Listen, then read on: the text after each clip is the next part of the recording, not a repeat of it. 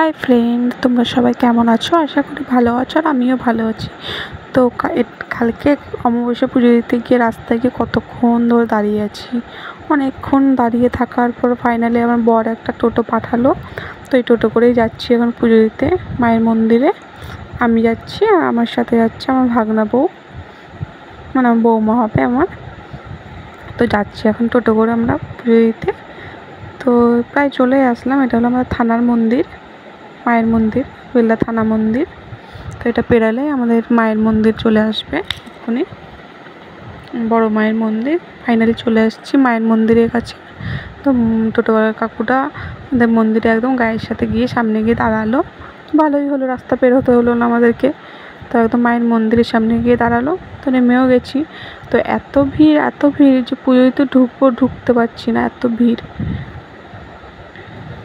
প্রচণ্ড ভিড় হয়েছে। কাল কৌশিকী অমাবস্যা গিয়েছে, তাই এতটা ভিড় হবে এতটা এক্সপেক্ট করিনি আমি।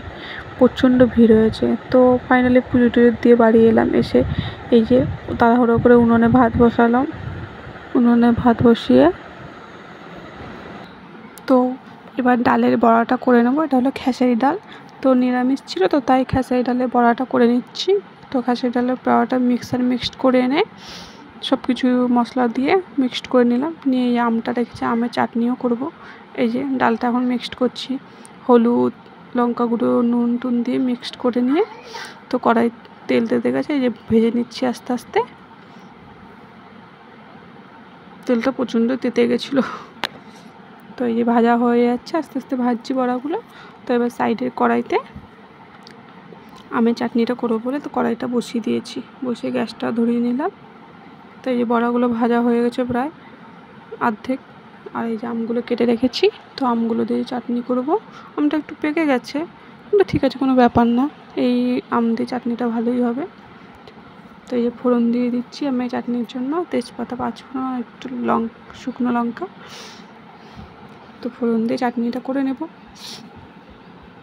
চাটনিটা আজকে নিরামিষ ছিল বলে তো চাটনি না হলে তো হয় না, তাই চাটনিটা করে নিলাম।